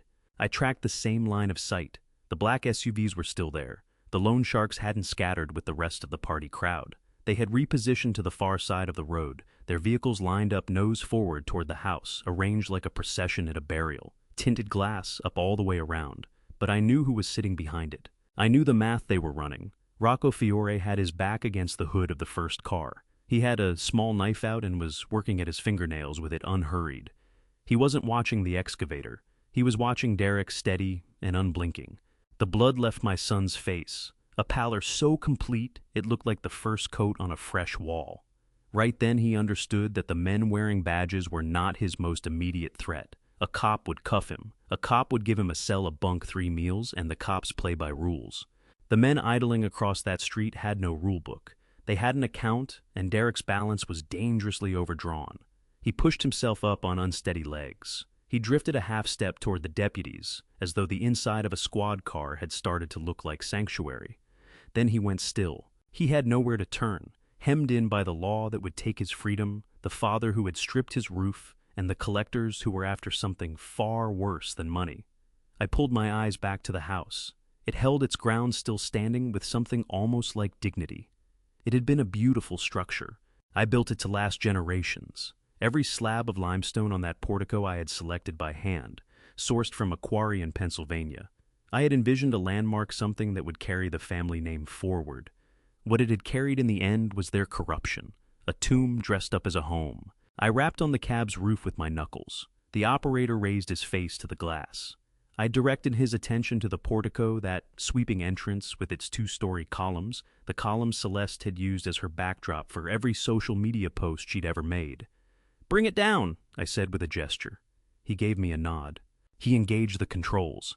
The machine let out a deep groan. The steel treads tore through the lawn, ripping up sod I had rolled out 10 years ago. The excavator swung into position. The boom reached forward slow and deliberate, like the arm of some enormous judge pronouncing sentence. Those bucket teeth drove hard into the base of the first limestone column. The column did not give right away. It pushed back. The craftsmanship was solid, but there is nothing stone can do against steel. More pressure from the operator, the hydraulic ram strained and hissed. Then, sharp as a rifle crack, the column broke. The portico roof dropped on one side. The second column folded under the sudden load. The whole facade gave a long, grieving moan, the sound of stone and timber losing their argument with gravity. Then it let go entirely. An avalanche of debris buried the front steps, sealed the entrance for good. White dust erupted upward in a thick rolling curtain, swallowing the windows, blanketing the brickwork. Celeste screamed again. It came from somewhere deeper than words. A sound like the pain was physical, like she had taken that column's collapse straight to the chest. Her knees hit the asphalt, and her silver dress paid the price. "My life," she wailed. "My life is in there." "No, Celeste," I thought. "Your things are in there. Your life is right here on this pavement, and it amounts to nothing." Maddox, the foreman, crossed to the heap of rubble and waved in the additional equipment rolling off the flatbeds at the end of the block. A bulldozer and a second excavator. The rest of the crew had arrived. "Strip the copper out first," Maddox called to his men, paying no attention to the weeping woman or the broken man beside her. "Then level it. Foundation crushed by 600. I stepped down from the machine. My legs felt weighted, but they held. I moved past the line of deputies working to contain the ring of neighbors that had gathered on the lawn's edge. They stood with phones out, murmuring to each other, pointing. They were watching the house of Holt come apart. I walked over to where Derek and Celeste had collapsed together. They had the look of people pulled from a disaster site. Celeste's makeup had dissolved into dark rivers down her cheeks. Derek's suit jacket was torn at the shoulder seam. For the first time in 10 years, they looked up at me, not down. They looked up at me with fear and with something that bordered on awe, the dawning recognition that they had disturbed something that was only pretending to be harmless, and it had risen against them with an appetite. "Dad," Derek whispered. "Dad, please. The Fiore brothers, they're right over there. They are going to kill me. You wiped out the collateral." I glanced across the street at Rocco Fiore. He dipped his chin at me, a small acknowledgement, one careful player recognizing another. "You took out the loan, Derek?" I said, my voice stripped of any warmth, flat as poured concrete. "You spent every dollar of it. You lied about what was backing it. Whatever comes next is between you and your business associates." "But I have nothing left," he cried, snatching at the hem of my jacket. "I can't pay them. You froze everything." I pulled my jacket out of his grip. I smoothed the spot where his hand had been. "Then I'd suggest you find yourself some work," I said. "I hear the state takes on highway cleanup crews. Minimum wage, but the work is honest. That would be a first for you." Celeste got to her feet. She dragged the back of her hand across her face. The shock was burning off, and what replaced it was something colder and more familiar. The survival calculation of someone who has always known which way the wind is blowing. "You rotten old man," she hissed. "You think this is a victory? You just painted a target on your own son. Whatever happens to him is on you." I studied her face. The woman who had spent a decade working at my son's ear, dripping poison between us, one careful word at a time. The same woman who had engineered plans to warehouse me and silence me with medication. "His choices are his own," I said. "Same as my money is my own. And Celeste, I would start moving if I were you, because once the IRS works through that credit card audit, all those accounts you ran up under my name, you are going to find that the Fiore family is the least of your worries. Federal custody does not come with the amenities you are used to." The color left her face. She looked at Derek, then cut her eyes toward the patrol cars, then out to the road. I could see the decision taking shape behind her eyes. Derek was taking on water fast, and she had no intention of going down with him. She turned to face him. "I am leaving," she said. "What?" Derek blinked at her. "Where?" "Away from you," she said, her voice like a door slamming. "You have no money. You owe a debt to people who do not send collection letters. And your father has made it clear what he thinks of you. You have nothing I can use." She pivoted on her heel and set off down the street. the sound of her heels sharp against the pavement of that silver dress catching the hazy light like foil. She did not look back once. Derek stood and watched her go. He watched his wife, his partner in all of it, his fellow architect of everything that had been done to me, walk away without a single glance over her shoulder. He was alone. Completely, finally alone. He turned his eyes to me, then to the house which was being unmade room by room. The bulldozer had begun shoving the ruins of the portico through into the front hallway. The shriek of breaking glass rang out from somewhere inside. "I have nothing," he said barely above a breath. I looked at him, at this man who had spit on me. "You have exactly what you put in, son," I said. I turned away from him. I walked in the direction of the sheriff's cruiser. I needed a lift to get to the airport. The job here was finished. The demolition was running on its own now. The people who needed to scatter were scattering. The lot was being cleared. I had brought the house down, and in doing so, I had pulled myself back up. As the sun dropped toward the horizon and long shadows stretched across the debris field, a quiet settled inside me. It was done. The demolition dust had drifted down over Derek's ruined suit, coating his shoulders and his hair aging him. On the spot, he looked gray, washed out, like a specter of the man he had once convinced himself he was. He stood at the curb of a street that no longer held his address, staring into the open wound where the front door used to stand. The crew moved with purpose. They were not simply knocking it down. They were erasing it completely. The house had been reduced to a frame, its timber ribs thrown open to the sky, all the grandeur peeled back to show the plain materials it had always been built from. Celeste stood 5 feet from him. The gap between their bodies was nothing. The gap between everything else was a different matter entirely. She studied the rubble. Then she studied the black SUVs holding position across the road, the loan sharks behind the glass, doing their own quiet arithmetic. She ran her own numbers. She had always been quick with that kind of math, especially subtraction. She turned to Derek. "You are a cancer," she told him, not loudly. It came out even almost clinical, scrubbed of all the hysteria she had shown minutes ago. I gave 10 years to a lie. Derek reached toward her, his fingers shaking. "Celeste, please," he begged, his voice cracking at the edges. "We can rebuild this. We go to your parents' stay at the summer house while I unlock some of the other assets." She knocked his hand away with a force that surprised even me. "My parents," she said.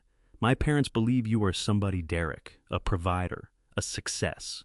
The day they learn you are a broke money launderer who ran through his own father's retirement, they will have the door bolted before you reach the steps.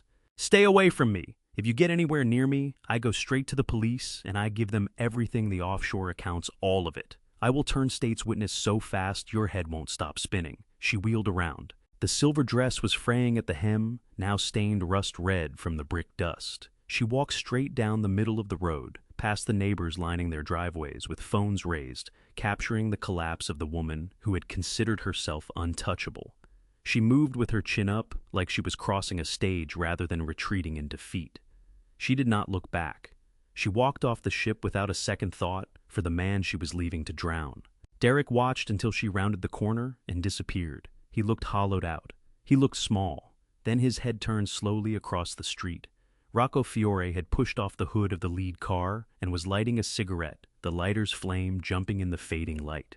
He did not come forward. He simply stood there and watched. He was in no hurry. He understood that Derek had no exit. He knew the collateral had been wiped out and that the balance on the ledger was now a personal matter. That understanding arrived in Derek all at once. The weight of the debt landed on him heavier than the roof that had just come down behind him. He turned in a circle, searching the crowd, finding only strangers with their cameras up, their faces lit with curiosity and judgment. Then he found me. I was beside the open door of the sheriff's cruiser. The deputy had offered to drop me at the main road where I could pick up a cab to the airport. I was straightening my cuffs, composing myself, getting ready to leave all of this in the rear view. "Dad!" he screamed. It was animal, pure terror with his name for me wrapped around it. He broke into a run. He caught his foot on a chunk of masonry and went down, tearing his pants at the knee, but he clawed his way back up and kept coming. "Dad, wait! Please don't leave me here!" I stopped. I rested a hand on the car door and held my ground. I wanted to hear what came next. I needed to know whether any trace of the son I had worked to raise still lived inside him, or whether that man had been completely swallowed by what he had turned himself into. He reached me out of breath, soaked through trembling with adrenaline and raw fear. He took hold of the lapels of my new black suit with his filthy hands, pressing dark smudges into the fabric. "Please," he sobbed, and then he went to his knees right there on the asphalt. He did not care that the neighbors had their cameras trained on him. He did not care about salvaging a shred of his dignity. He knelt in the grit and looked up at me, tears cutting clean lines down through the dust on his face. "Dad, I am sorry. I was drunk last night. I was under so much pressure. That was not who I really am, you know that. I love you, Dad. You are my father. You cannot walk away and leave me with those people. Look at them over there. They are going to kill me." I looked down at him. I took in the crown of his head, the hair thinning in the same pattern mine had. I thought about the morning he came into the world, standing in that hospital room, holding him, making a silent promise to shield him from whatever came. I thought about teaching him to tie his shoes. I thought about every mistake of his I had quietly absorbed over the years. But then the dinner came back. The cold flatness in his eyes when he told me I was worthless. The feeling of his spit landing on my face. I looked at his eyes now, wide open pleading, but underneath the tears the math was running. He was not sorry he had done it. He was sorry that I had proven capable of costing him everything. This was a performance. The same one he had run as a boy when he put a stone through a window. The same one when he wrapped his first car around a post. "Daddy, come fix it. Daddy, take the bad thing away." But I had no more tools, and I had no more patience left to spend. The love I carried for him had not disappeared. It was still in there, buried beneath layers of scar tissue that had built up over years. But it had gone cold. It had gone distant. It was the kind of love you hold for something that is gone, for a memory, not a living person. I reached down. For just a moment, hope flared across his face.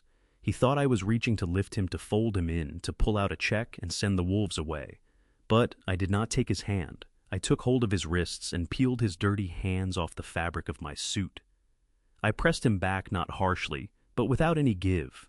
"You don't love me, son," I said, keeping my voice low, and even just loud enough for the deputies nearby to catch it. "What you love is what I can do, the protection, the money I spent my life earning, but that kind of safety costs something, Derek, and your account is empty." I stepped back. He lunged for my leg the way a drowning man grabs at whatever is nearest. "Dad, please," he wailed. "They will break my legs. They are going to kill me. You are sitting on the money right now. The check is right there in your pocket. Pay them. Save me one final time." I pressed my hand against the pocket where the cashier's check rested against my chest. $2 million. That figure could make the Fiores disappear. It could hand him another opportunity to look me in the eye and do it again. I looked past him toward the black SUVs. I found Rocco Fiore. He dropped his cigarette onto the pavement and ground it out under his heel. He lifted his chin toward me, one player acknowledging another's move. "Whatever you owe, that is your conversation to have, Derek," I said. "I am just the former landlord, and I have a flight to catch." I stepped into the cruiser. I pulled the door closed. Derek threw himself at the handle, but the deputy cut him off. "Sir, step away from the vehicle," the deputy said. Derek hammered on the window with his fist. Dad, open the door." I looked at him through the glass. I took in his face, the open mouth, the distorted features, the tears running free. A wave of sorrow moved through me, but it passed quickly. It was the kind of sorrow that comes at the end of a long book, with a sad final chapter. You close it. You slide it onto the shelf. I raised a finger and tapped the glass. Then I pointed to my own cheek, the spot. He went still. He understood exactly what I was pointing at. He knew the mark he had left there was not going anywhere. "Drive," I said to the deputy. The car eased forward. I watched him in the side mirror, still on his knees. In the road, a small dark shape against the bright yellow machines, tearing down what remained of his life. He was alone, and for the first time in his life, nobody was coming to pull him upright. The quiet inside the cab was total. The driver asked nothing about the emergency lights flickering behind us. He said nothing about the dust caked on my shoes. He simply pointed the car toward Philadelphia International Airport and merged into the highway that cut through the city I had devoted my life to helping build. I watched the skyline scroll past the window. Steel and glass rising against the darkening sky, monuments to discipline and craftsmanship. I had added my own contribution to this city over the decades, but the monument I had tried to raise at 814 Ridgemont Court was rubble now. I lifted my hand and touched my left cheek just below the eye. The skin was dry. The physical mark had been scrubbed away in the locker room hours earlier, but the phantom of it lingered. A cold, wet impression that had burned a hole straight through 40 years of fatherhood.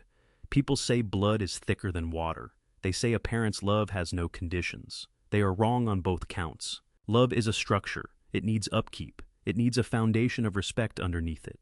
Let the maintenance lapse and the roof starts leaking. Chip away at the foundation and the walls begin to split. Spit on the man who built it and the whole thing gets condemned. Derek had spent 10 years working at the mortar joint by joint. He had taken the money. He had taken the dignity. He had taken the warmth. But that moment in the restaurant, that was the wrecking ball. That was the instant the contract ceased to exist. I did not hate him. You do not hate a building that fails because the materials were never any good. You clear the lot and you start again somewhere else. I reached the international terminal. I stepped up to the ticket counter. The agent glanced at my suit at my composed expression. "Where are you traveling today, sir?" she asked. "Rome," I said. "Rome, Italy." My wife and I had spoken about that trip for 20 years. The Colosseum, the Pantheon, structures that have held their ground for 2,000 years because the people who built them knew what they were doing. We never went. There was always Derek's tuition to cover, Derek's wedding to pay for, Derek's latest crisis to absorb. "And your return date?" the agent asked, her fingers poised above the keyboard. I looked up at the departures board. I looked at the crowd of strangers moving in every direction, hurrying back to their lives. I understood then that I had no life to return to. Not here. I had sold the land. I had cleared the accounts. I was a man with a suitcase and a check and a chest full of dust where something warm used to be. One way, I told her.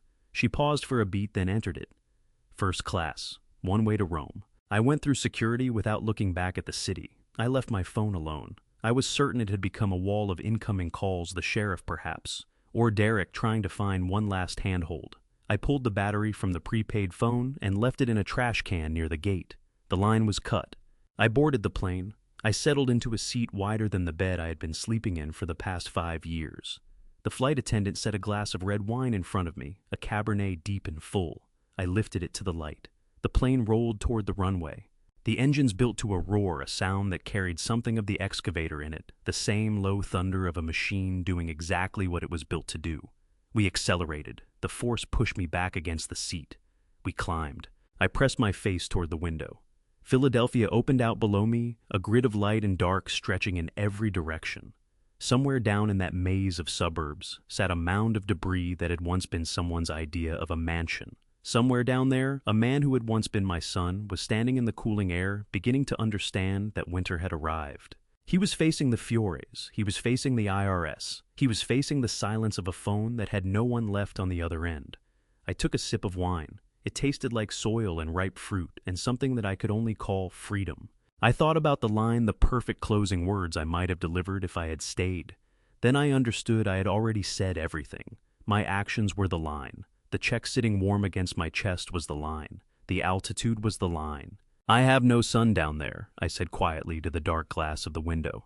"Only a bad investment that I have finally written off."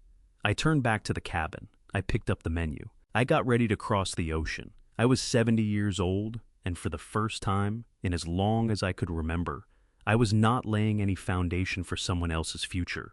I was in flight toward my own. The wreckage was behind me. The ground was clear, and from this height the view was something else entirely. And that is where I leave it, somewhere over the Atlantic with a glass of red wine and a seat wide enough to finally breathe in. I am not going to tell you it did not cost me anything. It cost me a son, or at least the idea of one. It cost me 40 years of hoping the man he was becoming was not the man he had already become. What it gave me back was something I had surrendered so slowly I had not noticed it leaving myself. I believe God does not waste a wound. The years of being dismissed, diminished, and quietly stripped of everything I built. Those years were not the end of the story. They were the pressure that made the foundation. And in the end, the structure held. If these father stories have taught me anything worth passing on, it is this. First, respect is not owed to you because of blood. It is earned and maintained the same as any load-bearing wall. The moment someone treats your love as a resource to be mined, protect yourself accordingly. Second, document everything. The paper trail is not paranoia. It is the foundation you pour before anyone else shows up to the job site. Third, when someone shows you clearly who they are, believe them the first time. Garrett's greatest act of love for his son was also his act of dad's revenge, refusing to rescue Derek from consequences of his own making. Fourth, it is never too late to fly somewhere you always meant to go. The life you kept putting off for other people is still waiting. If this story moved, you share it with someone who needs to hear it today. Leave your thoughts in the comments. I read everyone. And if you are not already with us, subscribe to His Hidden Revenge so you never miss what comes next. Thank you for listening. Take good care of yourself, and I will see you in the next one.